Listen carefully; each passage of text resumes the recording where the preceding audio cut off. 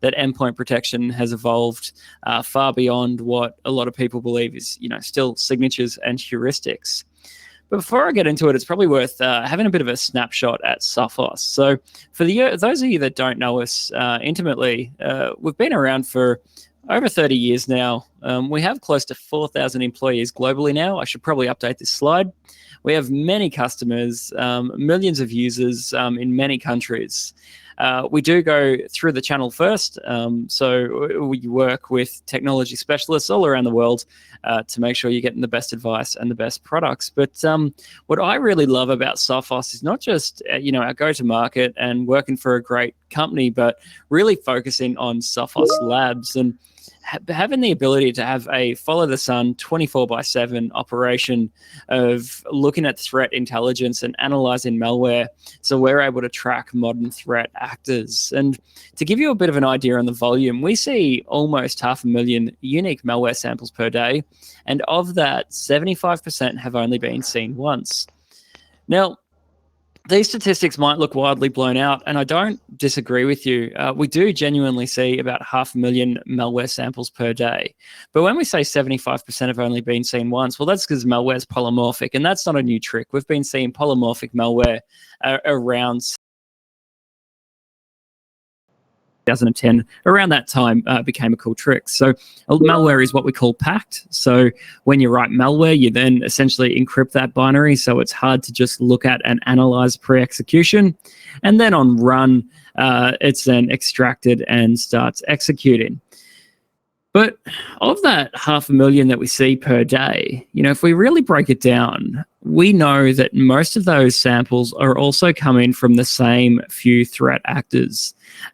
So groups like SamSam, Gand, Crab, Ryuk, Emotet, all of these big threat actors are using their malware, sending it out en masse, and to us, we see a huge volume of victims every day, or potential victims every day, which is where we get this huge inflated number. It's incredibly fascinating when you think of it from that perspective of, 500,000 malware samples. It's coming from the same few people. Incredibly, WannaCry, which was the cool malware back in 2017, I think it was, is still one of the top malware samples that we see coming through our labs. And there's a few reasons for it. It's because people like myself use it within our labs. It's a really good test because it is so malicious in its actions that it's great to use on a regular for a demo and testing purposes. But because it's been designed to worm, because it has the capability to laterally move, we see WannaCry just constantly pinging around the internet to vulnerable hosts. And it's sad that it hasn't been completely mitigated or eradicated yet, but that's the world we live in. So knowing this about the volume and the type of threat actors that we're seeing, Sophos came up with this strategy about 5 years ago that we called synchronized security. And when we first announced it, it was a strategy to have a central management console that is then talking to all of our products in real time, so we can share telemetry in real time between our products. And this started out in 2015 with our endpoint and our firewall talking to each other. So our firewall could say, detect a traffic anomaly, and go back to the endpoints behind it and say, hey, what is this threat? What can we do to mitigate this threat? Can you give me more information on the threat? And of course, at the same time, we then introduce the ability to isolate systems into their own subnet. So they weren't then, say, an infected host wasn't then able to talk out to the internet or talk out to, say, the DMZ where core data was stored for that organization. And of course, this strategy has now grown, and now we've got synchronized security baked into almost every product that sits and resides within Sophos Central. So all of our products in real time are then sharing telemetry between each other. So hopefully that gives you a really good idea of Sophos' strategy and how we're going forward, the design that we have in mind. And when we really focus and talk about Sophos Central, it's because using the cloud, we're able to provide real-time intelligence from our labs. We're able to provide a backend for all of our products to talk to each other, to provide you amazing response capabilities when a threat does transpire.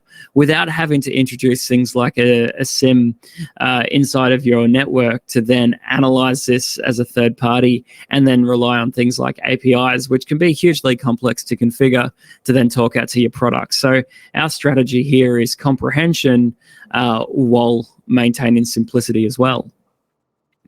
So my inspiration for today is going to be a group called Ryuk, and I really like Ryuk, and reason being is just the creative name. There's a lot of strange names when it comes to malware families, and Ryuk are particularly malicious, and they're named after a Japanese manga series. So it's about a spirit that gets bored, decides to drop a notebook, and you write the name inside of that notebook, and then the spirit goes and claims their soul. It's quite dark, but it's chaotic fun for the spirit, and really that's what we see with groups like Ryuk. They're making a lot of money, and it really comes down to that chaos is also fun for these individuals. So when it comes to Ryuk, and also the similar threat actors that I mentioned earlier, such as SamSam, GandCrab, even the likes of Emotet, is at the end of the day, the objective is to charge a ransom.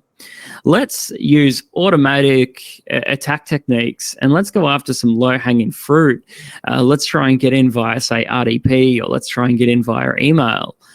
Let's try and disable backups, monitoring, and similar, knowing that once you execute your ransom, once you run your ransomware and ask for a ransom, you know that the victim is not able to recover unless they do in fact pay. And this is a strategy for a lot of modern threat actors. And it says on this slide that 630,000 is, a ransom as large as. I'm now hearing stories of well into the millions, and groups like GandCrab and Ryuk have managed to infect, say, hospitals during this pandemic, and they're showing no sympathy whatsoever. If you go to them and say, hey, I don't have 1.5 mil in the bank, can you reduce your ransom? The response is essentially, well, you need to heal the sick. There's a pandemic going on. Why don't you pay the ransom, and then you're able to start healing again? Focus on what you're good at. So it's really sad to see these threat actors really try and adopt and use something like the pandemic to their advantage. But of course, that's how they're making so much money. So really their objective is really widespread distribution. So you've got an attacker's command and control server that generally sits out on the internet. The objective is to just get one point of persistence, a point of infiltration in that network. And really, once you infect a single machine inside of a network, the idea is to abuse the trust of, say, that Windows domain, and then try and do some lateral movement. And again, what we're going to look at today is phishing, but a new type of phish that isn't just performance-enhancing pills. But to give you an idea, this is what a threat actor is trying to do now. They want to infect just a single host. From there, they'll use a bunch of common and known enumeration techniques. They will use trusted tools such as PSExec and WMI, PowerShell, to then push their payload out to as many devices as possible. And of course, once they've done the mass infection, they know that they've got that network under their control, and then they just need to make that decision, where do I encrypt first? So with that in mind, let's look at a typical network topology. And hopefully, for those of you on the call today, your network topology looks as simple as this, or at a base level is like this. And it can become infinitely complex when it comes to VLANing and segmentation. But, I am quite a fan of not just having a client VLAN and a server VLAN, but a printer VLAN and an IoT VLAN and similar. But for those of you on the call today that don't know what a VLAN is, it's a virtual LAN. It is a segmented part of your network for just the devices that are relevant. So I've seen some organizations choose to have a network segment for just marketing teams and just for accounting teams. And inside of that network segment, they then have very strict rules about where they can go. They might be able to talk out to the internet, but they then might not, say, be able to talk out to the sales network segment, or they might not be able to reach certain servers from their segment. And that's actually a really good way to go.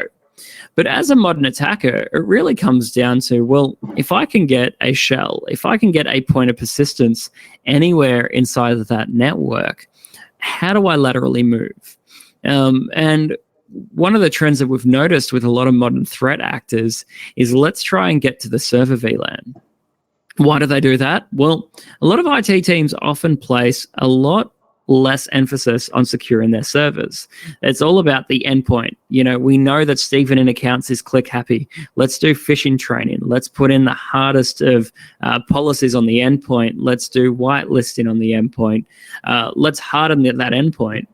But really, from an attacker's perspective, it's, well, if I can get anywhere inside of that network and I'm undetected, what do I need to do to get across to that server VLAN, where, of course, that pot of gold is? Because whether we're talking about servers locally or servers in a cloud, the server VLAN is typically where you will find the most valuable information. Of course, if you can steal that information or just lock the organization from that information, how are they going to conduct business? How are they going to talk to their customers? So that objective is to essentially get inside of that network, disable any type of disaster recovery planning, turn off your backups, turn off your monitoring, hide in plain sight, and of course, get to that server network. So cyber criminals are really at the position where they need to make a decision. And these are the decisions we see on a daily basis. If you put a vulnerable remote desktop host out on the internet, or a host that's got weak credentials, you'll find that it's probably compromised in a matter of half an hour, an hour. It's not that difficult, but there is a high chance of failure. It's a lot less targeted. It's when you're trying to directly attack a server, and an attacker's made that decision to do that, you'll find that there is a higher chance of failure, but of course it's less targeted too. Like if you really say, well, I want to go after a large telco, say you want to target someone like Telstra as an example. Well, there's a lot of people with Telstra.com email addresses out on the internet. It's probably easier to phish them than hoping to brute force one of their servers. So you can do these spray and pray attacks, try and land on any server, and then from there, hopefully, as an attacker, they're wanting to just do as much damage as possible and do an encryption. But really what we're seeing is the phishing. Phishing is cheap, it's easy, you get as many attempts as you like, and you might say, well, how is that possible? How do you get as many attempts as you like to phish a user? Well, really, it comes down to the fact that emails are essentially free. You can even use some marketing platforms like SendGrid to send spam emails, and you can send, up to 10,000 spam emails for free a day. Sorry, not spam emails, emails free a day, of which you can then use to maybe run your phishing campaign out of. And of course, if you find that one user is effective, you find that they've managed to click on a link, then you've compromised them. You might then just try and use that email for everybody else in that organization after that. And of course, using things like OSINT. If you haven't ever heard of open source intelligence before, it's worth having a Google, even jump in on YouTube after the call today, and looking at different techniques to find out information about people. Even look up how to dox someone. I'm not saying go home and dox someone tonight. For those of you that don't know what that is, that's essentially using someone's username and then from there working backwards to reveal their true identity, abusing things like LinkedIn, Facebook, Instagram, and other platforms to find out where they live, what their phone number is, and similar. But really, if you want to target someone, it's cheap, it's easy. If you use things like OSINT, you can do a very, very compelling phishing campaign. And that's what we're going to look at today. So let's talk through the attack that I want to do. So today I want to abuse some credentials, but I'm not going to just brute force the remote desktop protocol. I'm going to show you a different technique. So when it comes to abusing credentials, one of the trends that we've seen recently is instead of being phished externally, is being phished internally. Now, what does that mean? Well, we're seeing credentials that are appearing on the internet, whether it's from a dump or from a successful phishing campaign to collect someone's credentials. We're seeing attackers then log into things like webmail, going through mail threads and finding interesting mail threads, and from there saying, okay, well, I've managed to find this mail thread. Stephen in accounts is waiting for Jan, the CFO, to send him a report to then action. Why don't we jump into that mail thread, put some malware in there, and send it to the poor person in accounts? They're going to see that the CIO has now sent that email across. They're going to open that attachment, no questions asked. And more than likely, that's going to give you your initial shell, your initial point of persistence inside of that network. Of course, from there, once we've done that, we're going to enumerate that infected client.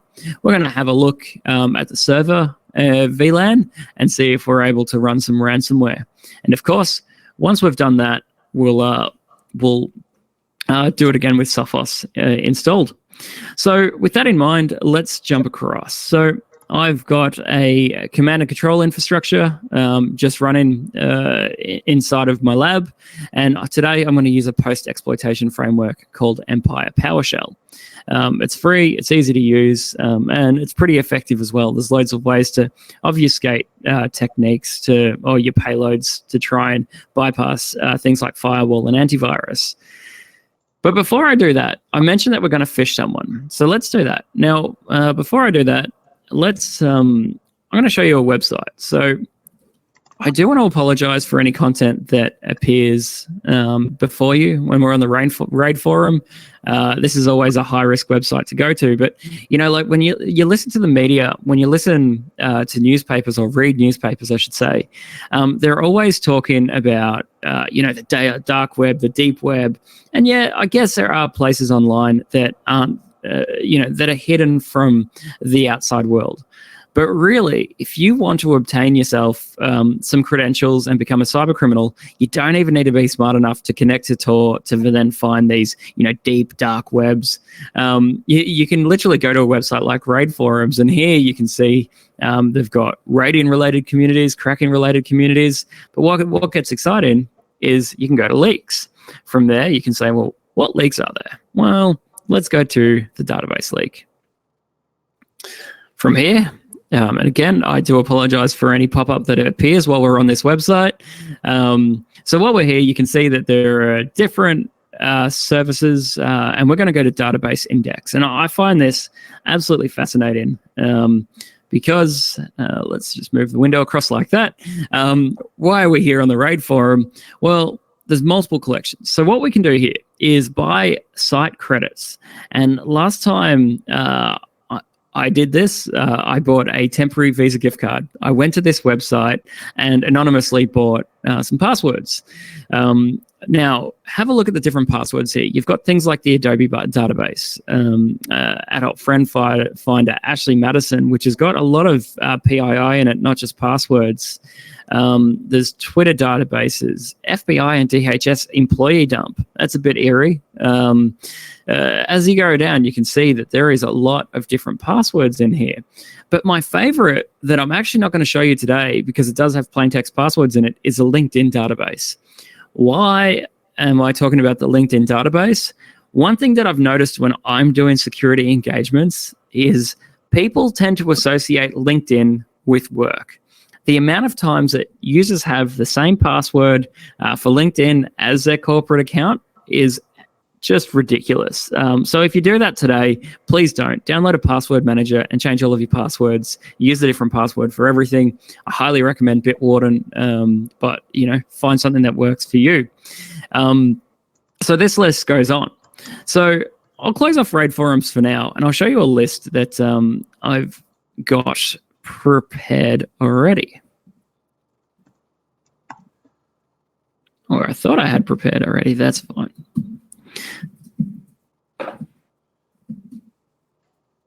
Cool.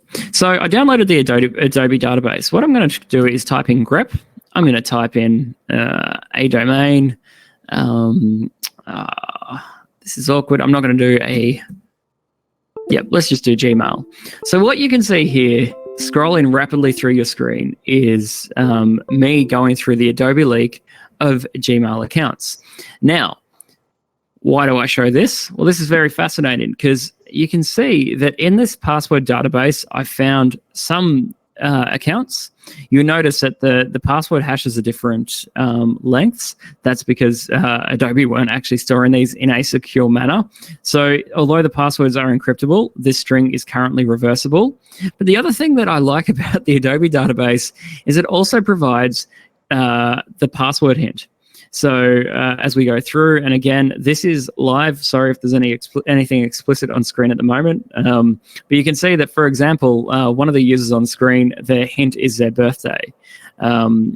This hint is their kid's name, and so on and so forth. So as an attacker, you don't leave much to the imagination. If you're happy to use a password database, some of the passwords are in plain text when they're discovered, or they're in a reversible format, and you can go online and, say, use a website like CrackStation, get these credentials in plain text, and then use them against an organization. So play along with me now. I've shown you what a password database looks like and how easy it is to obtain a password database. I mentioned that I used a Visa gift card earlier. I should let you know as well that a password database costs roughly $3 US. So a $25 Visa gift card from the Reject Shop it gets you a number of password databases. So play along with me for a second. We went through the Adobe breach. Assume that I found some credentials. So I'm going to go across, and there's a few ways you can do this. What I'm going to do is log into their mail server, so mail.company.internal, because this lives just within my lab. I would never put an insecure Roundcube instance on the internet. So we're playing in my lab at the moment. So hypothetically assume that I found some valid credentials, or some credentials that with a little bit of brute force in and tweaking, I was able to add some characters or similar at the end and log in. Now, a lot of organizations have thankfully turned off things like remote desktop protocol. They are now using VPNs. Let's assume that the only thing that I can get to externally is a webmail instance. For that user, Dade Murphy, I'm going to say at company.internal. And the password for this user is, of course, ZeroCool, after the amazing person from the Hackers movie. So I've managed to log in to this user's inbox. I've gone to this email, and you can see that this user, Kate Libby, has said, "Did you see the licenses are expiring?" Pretty vague, wrote it all in the subject line, which is actually a pet peeve of mine. But as someone in the organization, I'll be like, all right, it's a quick email conversation. But this is perfect as an attacker. Why? Well, if I look at my listeners, you can see that I've currently got my command and control server listed on port 80. I'm now going to say use Stager, Windows, and I'm going to say launcher.vbs. Cool. From here, I can say run. I execute. What is it? I always miss it.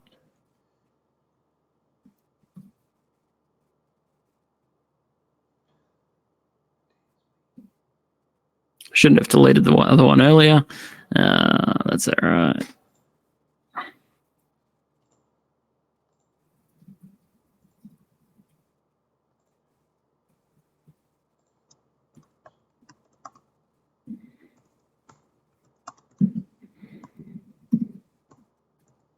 Cool. And now I'll say run, execute. Changes for all of them. Perfect. So now I've got a launcher, which is VBS, so Visual Basic, something that's been around for a very long time. I've now got a Visual Basic script that I'm able to use. So I'm going to jump across to another window. And from here, I'm going to just go to temp. You can see I've got launcher.vbs. I'm just going to copy that to my documents.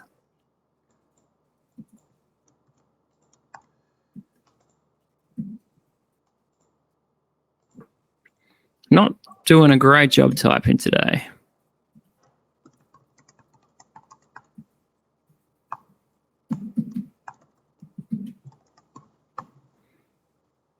What have I possibly done wrong? Why do I deserve this? That's all right.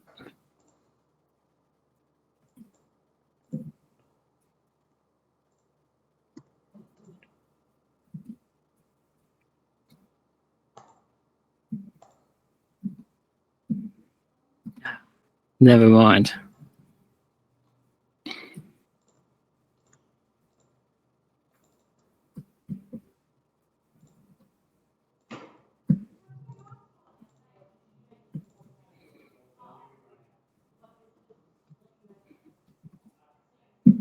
Cool.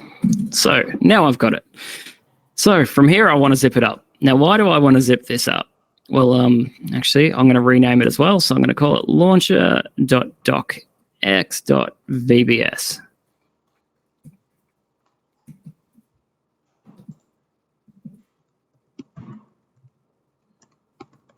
Now, why do I do that?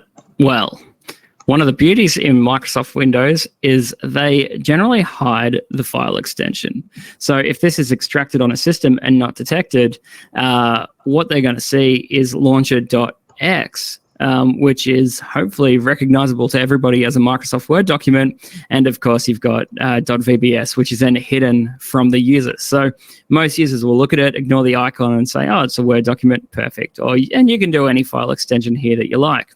So what I'm going to do is just zip this up. So launcher, let's call it report.zip. It's going to ask me for a password. Cool. So now I've got a report.zip. Awesome. I probably also should have renamed launcher to maybe report as well, but let's just hope that the fish works. So now I've got all of that there. I can go across and I'm going to send an email to my coworker, Kate. So let's say, hi, Kate.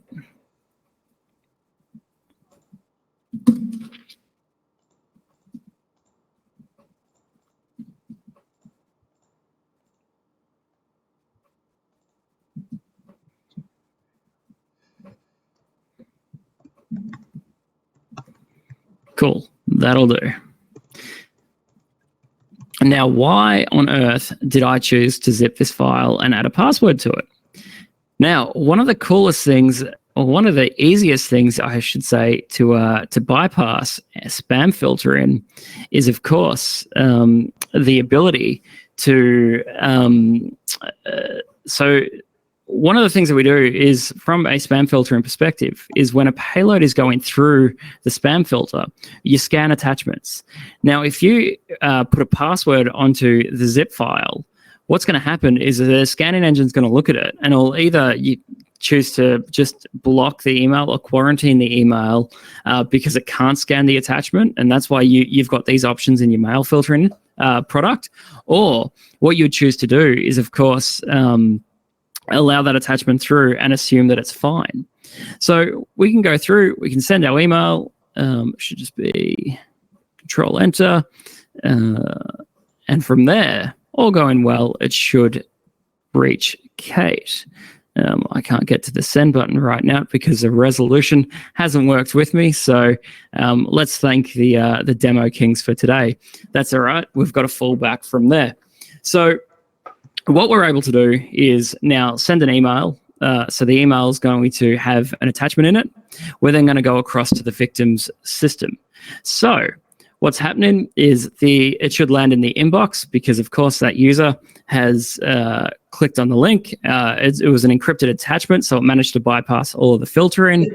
And I've got in here, in case of emergency, break glass, as in run this in case your demo isn't going to plan. So one I've prepared earlier, I've now got my launcher here, and this is going to hopefully talk back to my command and control infrastructure. Kate's going to think she's just ran an attachment that's managed to bypass. If I go across, you can see that now I'm using Empire PowerShell, and I've got my agent. Awesome. So I'm going to type in agents. You can see that I've got an active machine. It was last seen quite recently. The delay is low. You can see the username, the machine, and the IP address of that host. So now we're sitting in a very good position. So what I can do now, I'm just going to rename it to DT01, interact 71.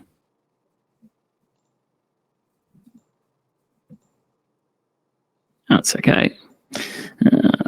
So what do we do from here? Well, we can type in shell, and I like to just do a quick who am I, so it should come back and tell me who the user is. And there's a lot we can do from here. It's come back. It said that I'm Kate Libby. So great. I now know who my victim is. I can say do shell dir. it should come back and it'll tell me the directory that I'm working in and show me any other files as well. Wasn't expecting to see that. That's okay. So from there, what do we do? Well, there's a few things. Like I said earlier, our real objective is to obtain more information. When we were talking about the attack earlier, I said that we're going to do a phish. I showed you where the credentials came from. Now we want to collect as much information about this organization. So we've already got the initial victim, Dade Murphy. We've already got access to his inbox. We know what his password is. Now what we might want to do is say, well, let's use a module. Let's use a collection module. And from here, you can see I have a lot of options to run here. I can, do a Chrome dump in case you're using Chrome and get all the information out of Chrome. I can do packet captures. I can do prompts. I can get screenshots even. Screenshot is quite eerie. If I run that, it's now going to go off there and get me a screenshot. It's now saved it. So if we wanted to, we could now go and look at Kate's desktop, documents, Empire, downloads, 71, screenshot. Let's open that folder.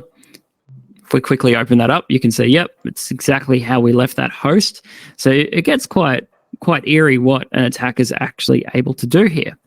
So that's fine, but let's actually get something of more use. So let's go back to, say, use module.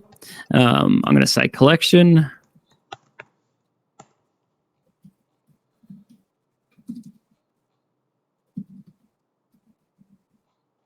And I'm going to say I want to do a prompt. Now from here, I could set the prompt to be whatever I like. There's a number of different options for this one. I'm just going to say execute. It's going to tell me that it's not really OPSEC safe and easily detected.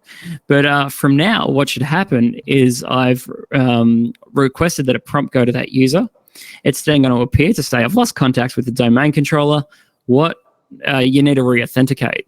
Now, most users here wouldn't think anything of this. This is 100% legitimate looking prompt from Windows.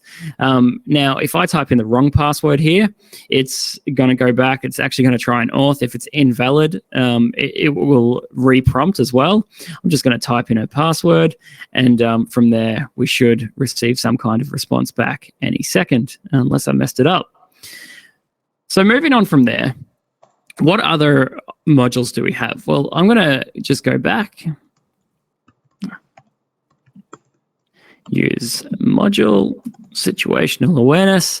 And under here, you can see I have got a lot of different options to actually look for under situational awareness. Now, there's this amazing open source framework called PowerView that we're going to use today. And there's a few things we're going to want to use here. For the interest of time, I'm going to use get user, and I'm also going to use get computer, and I'll show you why.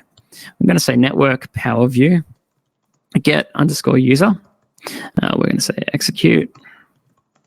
And any second, all going well, I should start getting a response back from that host with all the users in that network. Just going to kill off the previous attempt because there could be a job hanging.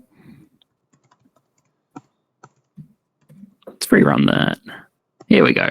Now we've got another job started, and any moment it should come back and give me all the users inside of that network.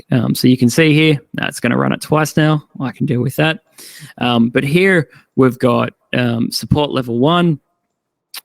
We can scroll up and see other devices in the network as well.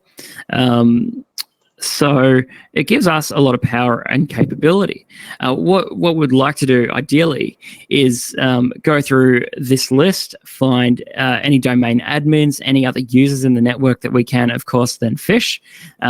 But the other thing that we can run as well, and I am getting very weary of time here due to the few little mistakes, is if we go back to situational awareness network power view and get computer this time, that's going to go and, of course, give us access to every device that's in the network. And again, this isn't crazy hackery stuff what I'm doing right now.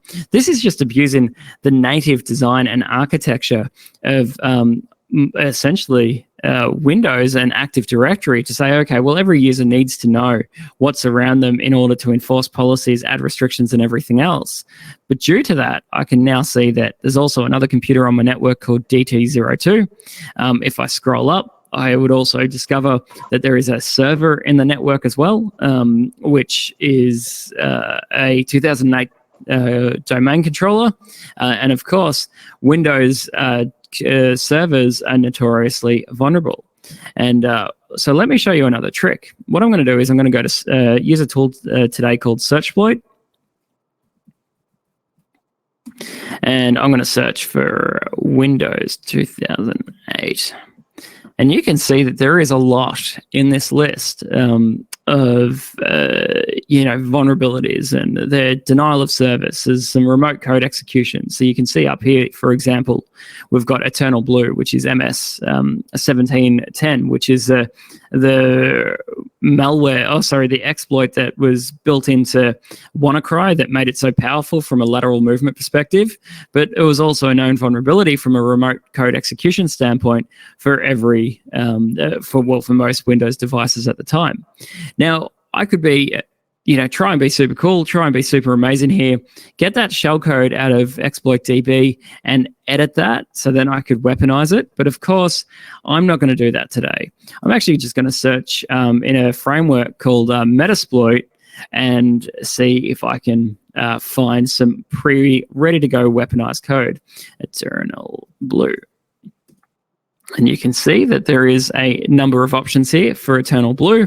It tells you whether they're actually good. It gives you a rank. There's a good description. It tells you when the vulnerability was around. It also tells you the operating systems it works on. So what I'm going to do is I'm going to say use, let's not be lazy, exploit Windows SMB MS 17 PSExec. I'm going to show options, and you can see the different options that I have that I can set here, as well as payloads and similar. I'm going to say set host to 172.16.16.10, which is a host that we discovered from PowerShell Empire in this list of hosts. So if we go back for a second, I should now be able to say execute. I should have written exploit instead. Doesn't matter, because now, despite all the errors on my screen, I actually now have a ready to go shell with another device. So if I run an ipconfig, you can see here that now I've managed to connect to that server. And as simple as that, an unpatched Windows server on the network, I've now been able to move, of course, from that client network straight across into the server network. And there's a few things I can do from here. If I quickly exit out of this, I can actually say I want to upload. I can then say, what is it?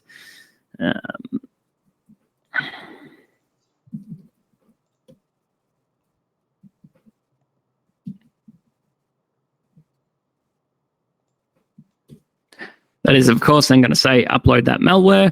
And from here, I can then just, I think it's as simple as run wannacry.exe. And that's, of course, that's all right. Not a big deal. That's, of course, then going to reach out to that host. And hopefully in this list somewhere, there is wannacry.exe. If I do say start,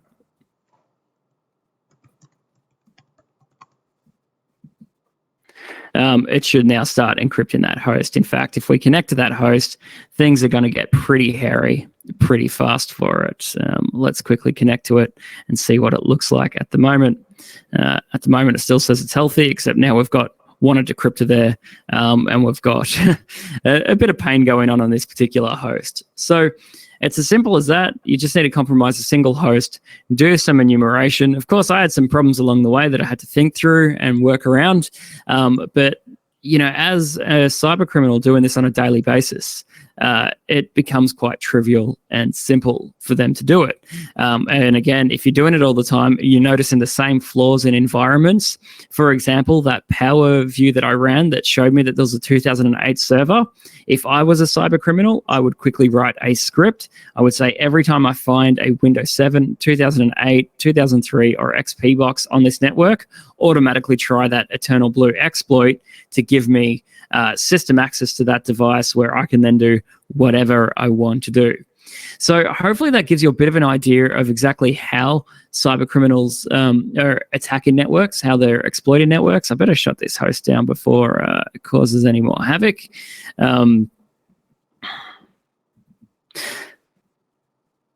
Yeah, so hopefully that gives you an idea of how easy it is for cyber criminals at the moment to attack networks. It really is quite trivial for them to do it, which is sad, but this is a world we live in now. These are the things that you need to be aware of.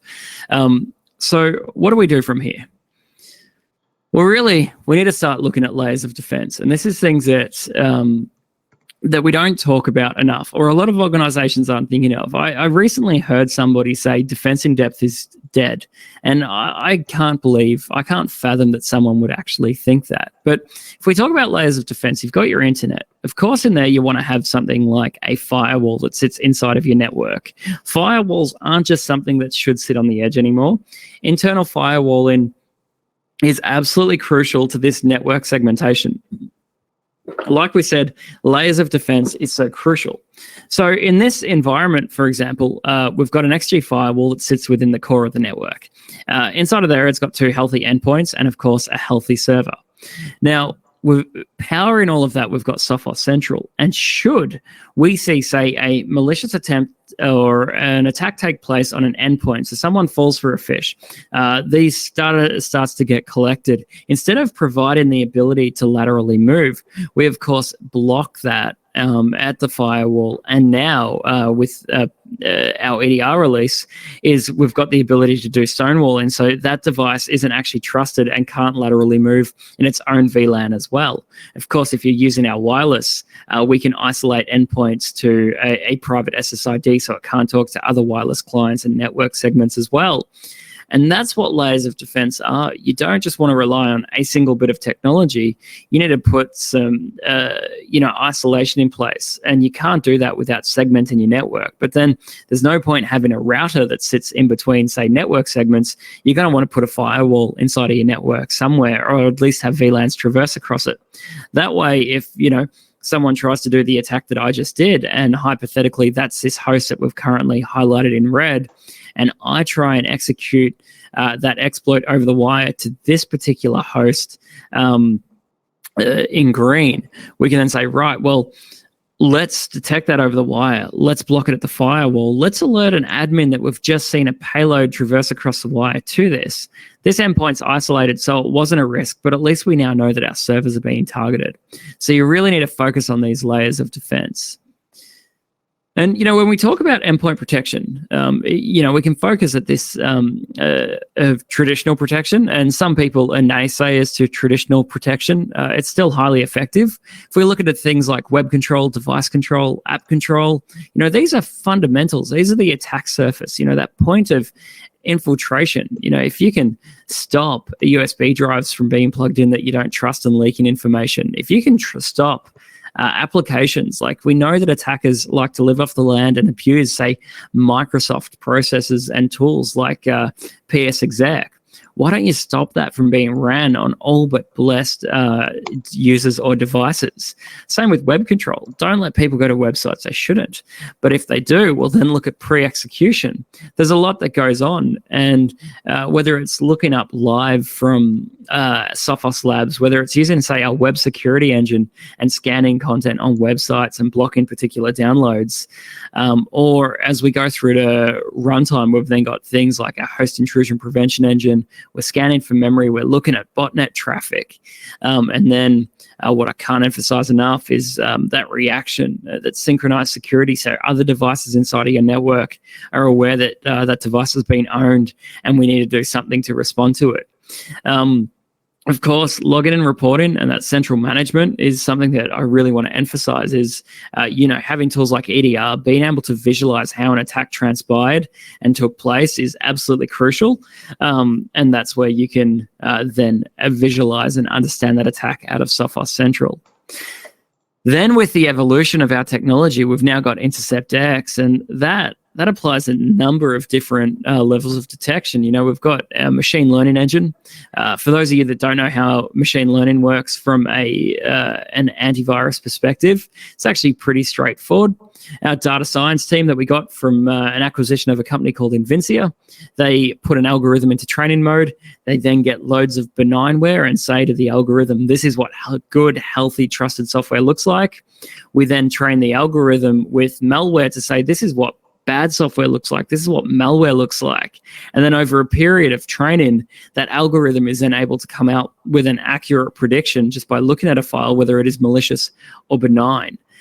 So it's fantastic for detecting never seen before malware, because malware exhibits similar traits. It talks out to the internet, it pulls down another stage, it invokes crypt32.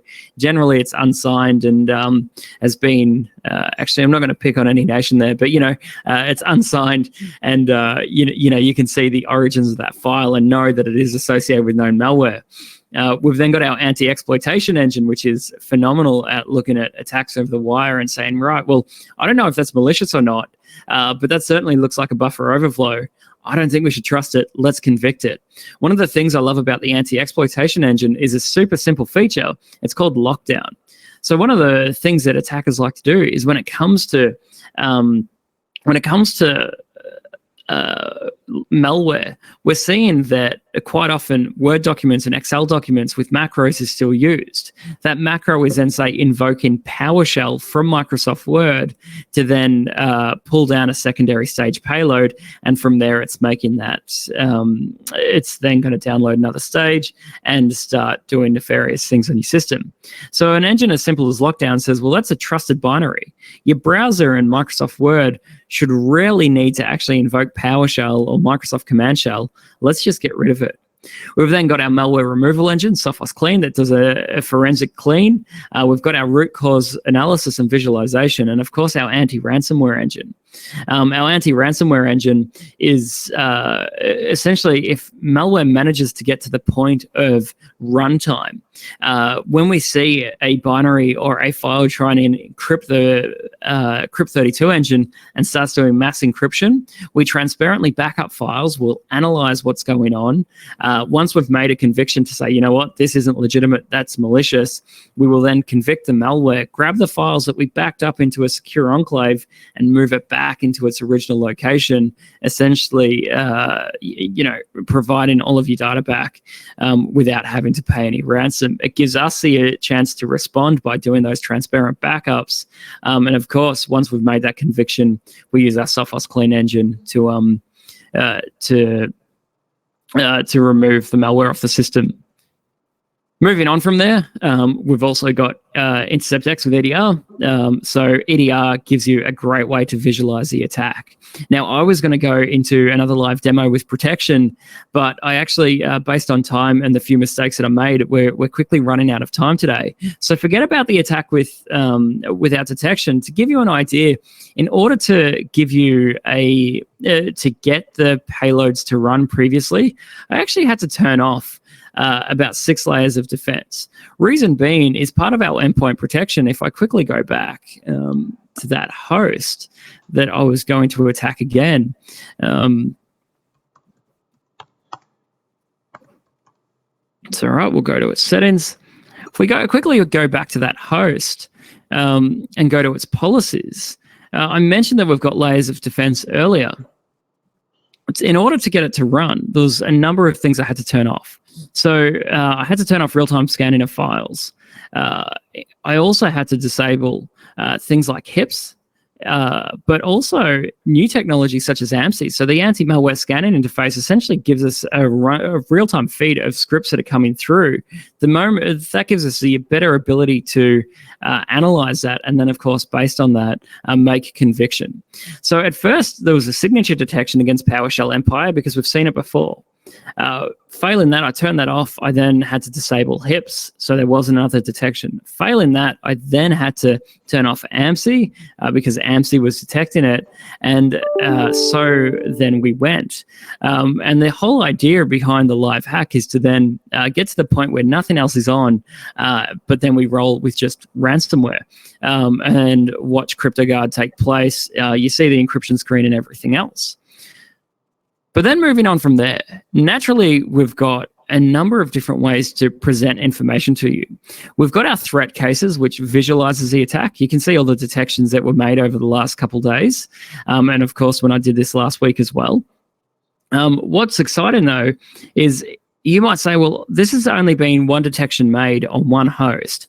I'm going to go across and I'm going to do a threat search. I'm going to hunt and see if that's anywhere else in my network, and then retrospectively visualize that attack. We've then, of course, got our live discovery as well, which is more designed at incident responders that lets you do live queries using essentially SQL statements across your whole fleet to return some information. But if we quickly look at a visualization, I've gone to this attack. You can see the root cause was Microsoft PowerShell. There was a beacon event that took place as well. From here, we've got our next suggested steps. Like maybe you want to isolate this device, or let's run another scan on this device. You can add case records against this and change the status. Now, here's a visualization of the attack. And you might look at this and say, way too complex, I'm tuning out. Well, what we've done is we've added this direct path. So now we can say, well, instead of looking at all the artifacts, I just want to know what happened and why. So now we can click on, say, Microsoft PowerShell. You can then see the command that was run. So in this case, PowerShell was executed in the background. It talked back to a command and control server, and there we have it. WannaCry.exe is there. So now we know how that payload got there. So as an incident responder, you might say, well, great.